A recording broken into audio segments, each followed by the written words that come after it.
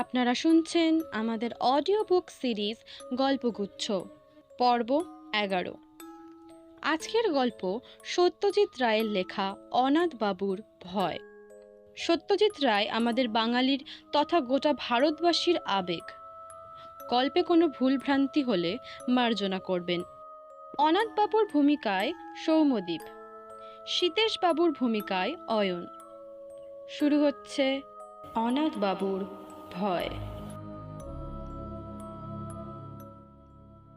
অনাথবাবুর সঙ্গে আমার আলাপ ট্রেনের কামরায়। আমি যাচ্ছিলাম রঘুনাথপুর হাওয়া বদলের জন্য। কলকাতায় খবরের কাগজের আপিসে কাজ করি। গত কমাস ধরে কাজের চাপে দম বন্ধ হওয়ার উপক্রম হয়েছিল। তাছাড়া আমার লেখার শখ, দু একটা গল্পের প্লটও মাথায় ঘুরছিল। কিন্তু এত কাজের মধ্যে কি আর লেখার ফুরসত জোটে? তাই আর 7-5 না ভেবে 10 দিনের পাওয়া ছুটি আর দিস্তেখানেক কাগজ নিয়ে বেরিয়ে পড়লাম। এত জায়গা থাকতে রঘুনাথপুর কেন, তারও অবশ্য একটা কারণ আছে।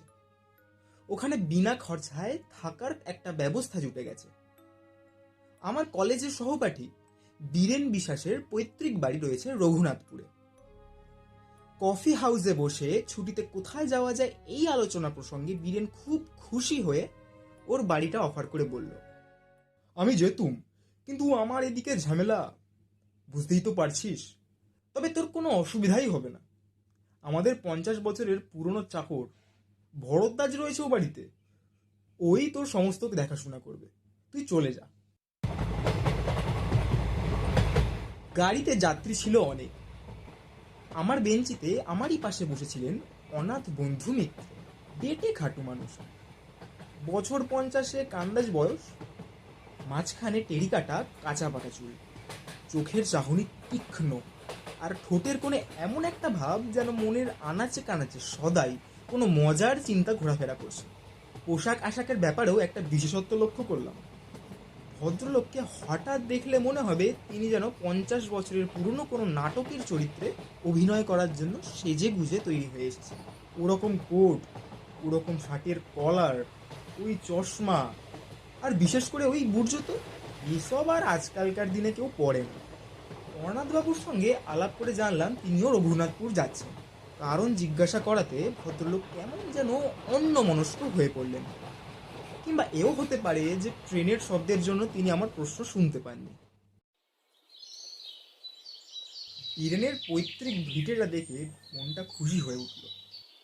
বেশ বাড়ি, কাছাকাছির মধ্যে অন্য কোনো বাড়িও নেই, কাজেই পড়শির উৎপাত থেকেও রক্ষা। আমি আমার থাকার জন্য ভরদ্বাজের আপত্তি সত্ত্বেও ছাতের চিলে কোঠাটা বেছে নিলাম। আলো, বাতাস আর নির্জনতা তিনটেই অপর্যাপ্ত পাওয়া যাবে ওখানে। ঘর দখল করে জিনিসপত্র গোছাবার সময় দেখি আমার দাড়ি খামানোর খুরটা আনতে ভুলে গিয়েছি।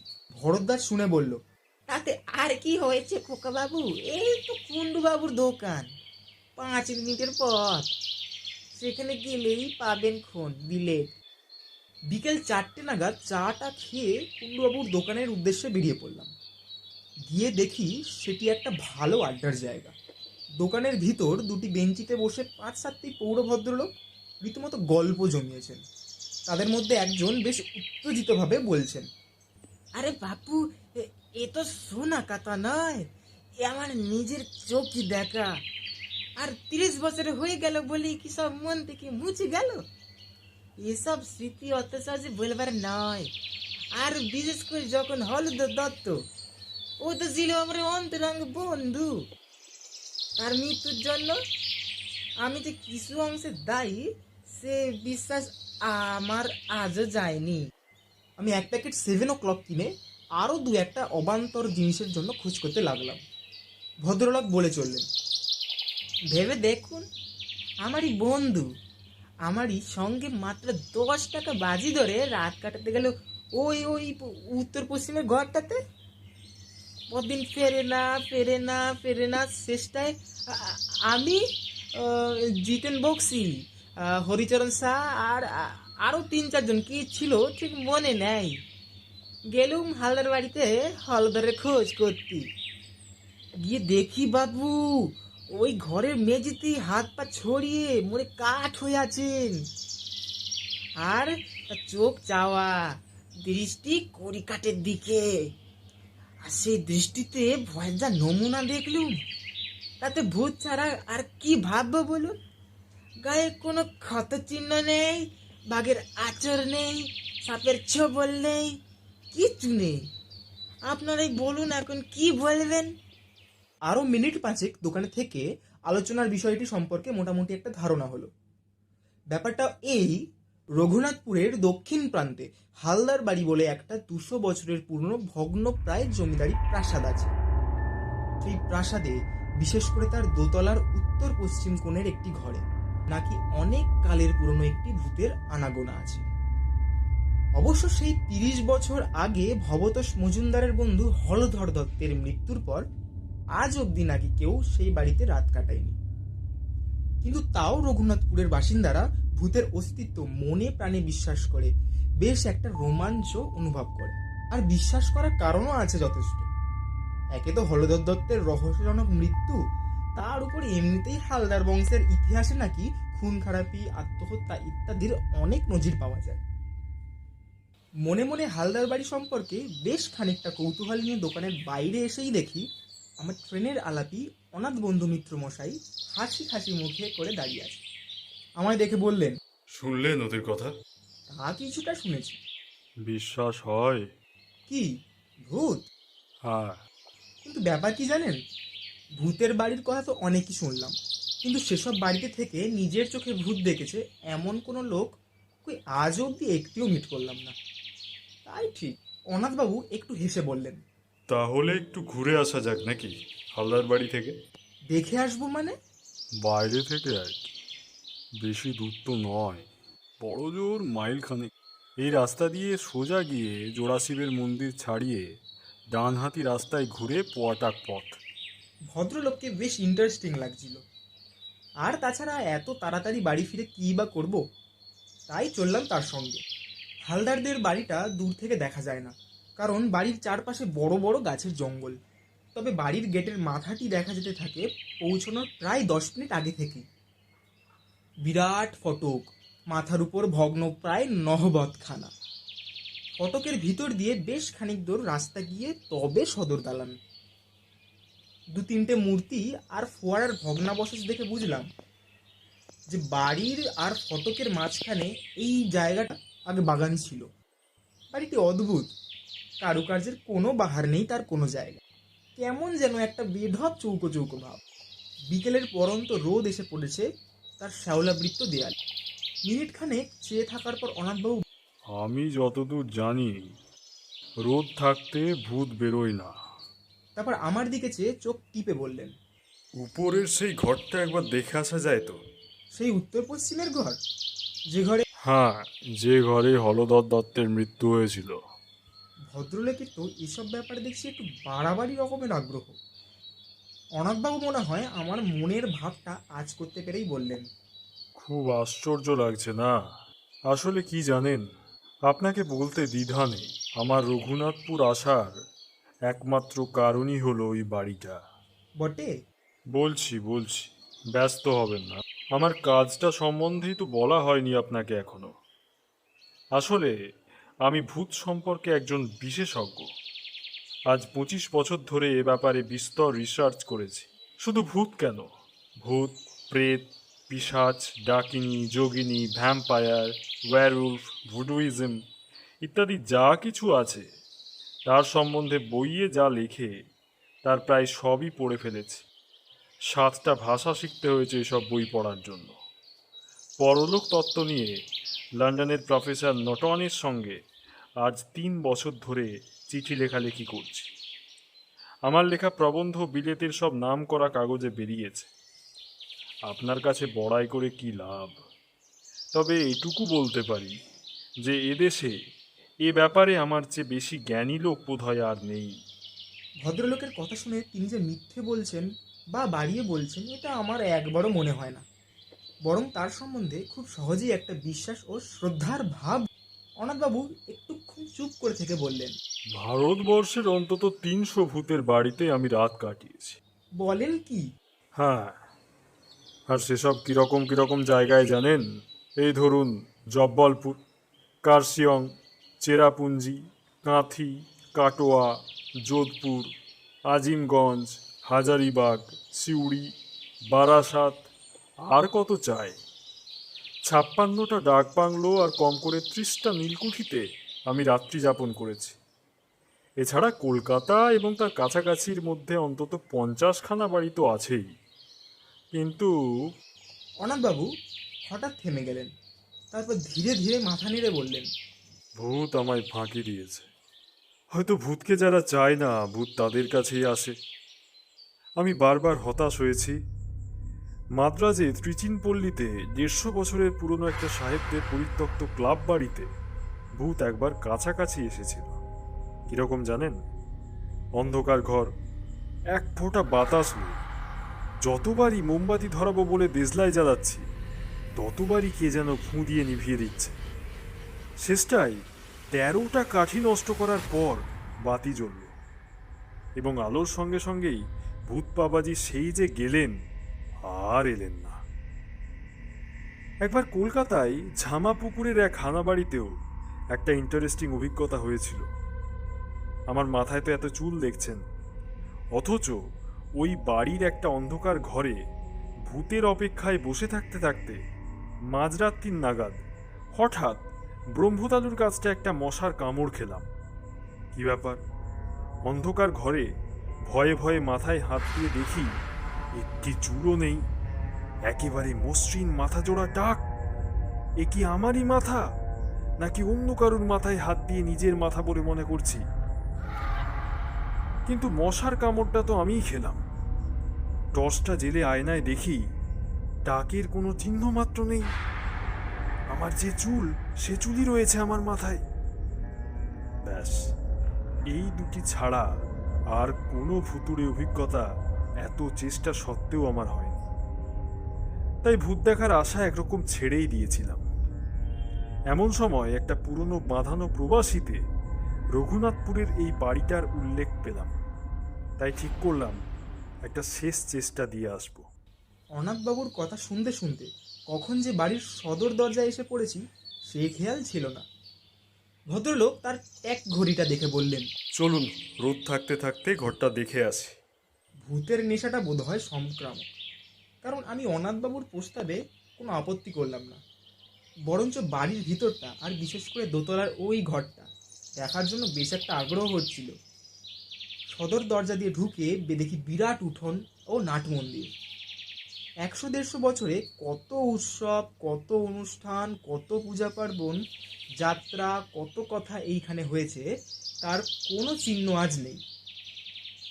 উঠোনের 3 দিকে বারান্দা। আমাদের ডাইনে বারান্দার যে অংশ, তাতে একটি ভাঙা পালকি পড়ে আছে, এবং পালকিটি ছাড়িয়ে হাত 10 গিয়েই দোতলায় যাবার সিঁড়ি। সিঁড়িটা এমনই অন্ধকার যে উঠবার সময় অনাথবাবুকে তার কোটের পকেট থেকে একটা টর্চ বার করে জ্বালাতে হলো। প্রায় অদৃশ্য মাকড়সার জালে বুহ ভেদ করে কোনো রকমের দোতলায় পৌঁছানো গেল। মনে মনে বললাম, এ বাড়িতে ভূত থাকা অস্বাভাবিক কিছু নয়। দোতলার বারান্দায় দাঁড়িয়ে হিসাব করে দেখলাম, বাঁ দিক দিয়ে সোজা গেলেই ওই যে ঘর, ওটাই হলো উত্তর পশ্চিমের ঘর। অনাথবাবু বললেন, সময় নষ্ট করে লাভ নেই, চলুন এগোই। এখানে বলে রাখি, বারান্দায় কেবল একটি জিনিস ছিল, সেটি একটি ঘড়ি, যাকে বলে গ্র্যান্ডফাদার ক্লক। কিন্তু তার অবস্থা খুবই শোচনীয়। কাঁচ নেই, বড় কাটাটিও উধাও, পেন্ডুলামটি ভেঙে কাত হয়ে পড়ে আছে। উত্তর পশ্চিমের ঘরের দরজাটি ভেজানো ছিল। অনাথবাবু যখন তার ডান হাতের তর্জনী দিয়ে সন্তর্পণে ঠেলে দরজাটি খুলছিলেন, তখন বিনা কারণেই আমার গাটা ছমছম করছিল। কিন্তু ঘরের ভিতর ঢুকে অস্বাভাবিক কিছু লক্ষ্য করলাম না। দেখে মনে হয় এককালে বৈঠকখানা ছিল। ঘরের মাঝখানে একটা বিরাট টেবিল, তার কেবল পায়া 4খানাই রয়েছে, উপরে তক্তাটা নেই। টেবিলের পাশে জানলার দিকে একটা আরাম কেদারা। অবশ্য এখন সেটি আরামদায়ক হবে কিনা সন্দেহ, কারণ তার একটি হাতল ও বসার জায়গায় বেতের খানিকটা অংশ লোপ পেয়েছে। উপরের দিকে চেয়ে দেখি ছাদ থেকে ঝুলছে একটি টানা পাখার ভগ্নাংশ, অর্থাৎ দড়ি নেই, কাঠের ডান্ডাটা ভাঙা এবং ঝালরের অর্ধেকটা ছেঁড়া। এছাড়া ঘরে আছে একটা খাঁজ কাটা বন্দুক রাখার তাক, একটি নলবিহীন গড়গড়া আর 2খানা সাধারণ হাতল ভাঙা চেয়ার। অনাথবাবু কিছুক্ষণ একেবারে স্তব্ধ হয়ে রইলেন। মনে মনে খুব মনোযোগ দিয়ে কি যেন একটা অনুভব করার চেষ্টা করছিলেন। প্রায় মিনিট খানেক পরে বললেন, একটা গন্ধ পাচ্ছেন? কি গন্ধ? মাদ্রাজি ধূপ, মাছের তেল আর মরা পোড়ার গন্ধ মেশানো একটা গন্ধ। আমি বার দুয়েক বেশ জোরে জোরে নিঃশ্বাস টানলাম। অনেকদিন বন্ধ ঘর খুললে যে একটা ভ্যাপসা গন্ধ বেরোয়, সে গন্ধ ছাড়া আর কোনো গন্ধই পেলাম না। তাই বললাম, কই, ঠিক বুঝতে পারছি না তো। অনাথবাবু আরো একটুক্ষণ চুপ করে থেকে হঠাৎ বাঁ হাতের তেলোতে ডান হাত দিয়ে একটা ঘুষি মেরে বললেন, এই গন্ধ আমার চেনা গন্ধ। এ বাড়িতে ভূত অবশ্যম্ভাবী, তবে বাবাজি দেখা দেবেন কিনা সেটা কাল রাতের আগে বোঝা যাবে না। অনাথবাবু স্থির করে ফেললেন যে পরদিনই তাকে এই ঘরে রাত্রিবাস করতে হবে। ফেরার পথে বললেন, আজ থাকলুম না, কারণ কাল অমাবস্যা, ভূতের পক্ষে সবচেয়ে প্রশস্ত তিথি। তাছাড়া দু একটা জিনিস সঙ্গে রাখা দরকার, আর সার্ভেটা করে গেলাম আর কি। পরদিন দুপুরে কাগজ কলম নিয়ে বসলেও লেখা খুব একটা বেশি দূর এগোলো না। মন পড়ে রয়েছে হালদার বাড়ির ওই উত্তর পশ্চিমের ঘরটায়। আর রাত্রে অনন্তবাবু কি অভিজ্ঞতা হবে সে নিয়ে একটা অশান্তি আর উদ্বেগ তো রয়েছেই মনের মধ্যে। বিকেলে অনন্তবাবুকে হালদার বাড়ির ফটক অবধি পৌঁছে দিলাম। ভদ্রলোকের গায়ে একটা কালো গলাবদ্ধ কোট, কাঁধে জলের ফ্লাস্ক আর হাতে সেই কালকের 3 সেলের টর্চ। ফটক দিয়ে ঢুকবার আগে কোটের দু পকেটে 2 হাত ঢুকিয়ে দুটো বোতল বার করে আমায় দেখিয়ে বললেন, এটিতে রয়েছে আমার নিজের ফর্মুলার তেল, মেখে নিলে আর মশা কামড়াবে না। আর এটাতে কার্বলিক অ্যাসিড, ঘরের আশেপাশে ছড়িয়ে দিলে সাপের উৎপাত থেকে নিশ্চিন্ত। এই বলে বোতল দুটো পকেটে পুরে টর্চটা মাথায় ঠেকিয়ে আমায় একটা সেলাম ঠুকে ভদ্রলোক বুট জুতো খটখটিয়ে হালদার বাড়ির দিকে চলে গেলেন। রাত্রে ভালো ঘুম হলো না। ভোর হতে না হতে ভরদ্বাজকে বললাম আমার থার্মাস ফ্লাস্কে দুজনের মতো চা ভরে দিতে। চা এলে পর ফ্লাস্কটি নিয়ে আবার হালদার বাড়ির উদ্দেশ্যে রওনা দিলাম। হালদার বাড়ির ফটকের কাছে পৌঁছে দেখি চারিদিকে কোনো সারা শব্দ নেই। ও মশাই, এই যে এইদিকে। এবার দেখতে পেলাম অনাথবাবুকে প্রাসাদের পূর্ব দিকের জঙ্গলের ভিতর থেকে বেরিয়ে আমার দিকে হেঁটে আসছেন। তাকে দেখে মোটেই মনে হয় না যে রাত্রে কোনো ভয়াবহ বা অস্বাভাবিক কিছু অভিজ্ঞতা হয়েছে। ফস করে রাত্রের কথাটা জিজ্ঞাসা করতে কেমন বাঁধো বাঁধো ঠেকলো। বললাম, চা এনেছি, এখানেই খাবেন না বাড়ি যাবেন? গরম চায়ে চুমুক দিয়ে একটা তৃপ্তিসূচক আহ শব্দ করে আমার দিকে ফিরে মুচকি হেসে অনাথবাবু বললেন। খুব কৌতূহল হচ্ছে না? আমি আমতা আমতা করে বললাম, হ্যাঁ মানে তা একটু। বেশ, বলছি শুনুন। Expedition highly successful. আমার এখানে আসা সার্থক হয়েছে। অনাথবাবু এক মগ চা শেষ করে দ্বিতীয় মগ ঢেলে তার কথা শুরু করলেন। 6:30 নাগাদ দোতলার ওই আসল ঘরটিতে ঢুকে রাত কাটানোর আয়োজন শুরু করলুম। একটা ঝাড়ন এনেছিলুম, তাই দিয়ে প্রথমে আরাম কেদারাটিকে ঝেড়ে ফুঁচে সাফ করলুম। কতদিনের ধুলো জমেছিল তাতে কে জানে। ঘরের মধ্যে একটা গুমোট ভাব ছিল, তাই জানলাটা খুলে দিলুম। ভূত বাবাজি যদি সশরীরে আসতে চান, তাই বারান্দার দরজাটাও খোলা রাখলুম। তারপর টর্চ ও ফ্লাক্সটা মেঝেতে রেখে ওই বেতের আরাম কেদারাতেই শুয়ে পড়লুম। অস্বস্তি হচ্ছিল বেশ, কিন্তু এর চেয়েও আরও অনেক বেয়াড়া অবস্থায় বহুবার রাত কাটিয়েছি, তাই কিছু মাইন্ড করলুম না। আশ্বিন মাস, 5:30টায় সূর্য ডুবেছে। দেখতে দেখতে অন্ধকারটা বেশ জমাট বেঁধে উঠল, আর সেই সঙ্গে সেই গন্ধটাও ক্রমশই স্পষ্ট হয়ে উঠল। আমি এমনিতে খুব ঠান্ডা মেজাজের মানুষ, সহজে বড় একটা এক্সাইটেড হই না, কিন্তু কাল যেন ভিতরে ভিতরে একটা উত্তেজনা অনুভব করছিল। সময়টা ঠিক বলতে পারি না, তবে আন্দাজ মনে হয় 9টা কি 9:30 নাগাদ জানলা দিয়ে একটা জোনাকি ঘরে ঢুকেছিল। তারপর সেটা মিনিট খানেক ঘোরাঘুরি করে আবার জানলা দিয়েই বেরিয়ে গেল। কখন যে শেয়াল ঝিঁঝির ডাক থেমে গেছে আর কখন যে আমি ঘুমিয়ে পড়েছি সে খেয়াল নেই। ঘুমটা ভাঙলো একটা শব্দে, ঘড়ির শব্দ। ঢং ঢং করে 12টা বাজলো। মিঠে অথচ বেশ জোর আওয়াজ, জাত ঘড়ির আওয়াজ, আর সেটা আসছে বাইরের বারান্দা থেকে। কয়েক মুহূর্তের মধ্যেই ঘুমটা ছুটে গিয়ে সম্পূর্ণ সজাগ হয়ে আরও দুটো জিনিস লক্ষ্য করলুম। এক, আমি আরাম কেদারায় সত্যিই খুব আরামে শুয়ে আছি। ছেঁড়াটা তো নেই, বরং উল্টে আমার পিঠের তলায় কে যেন একটা বালিশ গুঁজে দিয়ে গেছে। আর 2, আমার মাথার ওপর একটা চমৎকার ঝালর সমেত আস্ত নতুন টানা পাখা, তা থেকে একটা নতুন দড়ি দেওয়ালের ফুটো দিয়ে বারান্দায় চলে গেছে, এবং কে জানি সে দড়িতে টান দিয়ে পাখাটি দুলিয়ে আমায় চমৎকার বাতাস করছে। আমি অবাক হয়ে এইসব দেখছি আর উপভোগ করছি। এমন সময় খেয়াল হলো অমাবস্যার রাত্রিরে কি করে জানি ঘরটা চাঁদের আলোয় উদ্ভাসিত হয়ে উঠল। তারপর নাকে এলো একটা চমৎকার গন্ধ। পাশ ফিরে দেখি কে জানি একটা আলবোলা রেখে গেছে, আর তার থেকে ভুরভুর করে গন্ধ বেরোচ্ছে, একেবারে সেরা অম্বুরি তামাকের গন্ধ। অনাথবাবু একটু থামলেন, তারপর আমার দিকে ফিরে হেসে বললেন। বেশ মনোরম পরিবেশ নয় কি? আমি বললাম, শুনে তো ভালোই লাগছে। আপনার রাতটা তাহলে মোটামুটি আরামেই কেটেছে? আমার প্রশ্ন শুনে অনাথবাবু হঠাৎ গম্ভীর হয়ে গেলেন।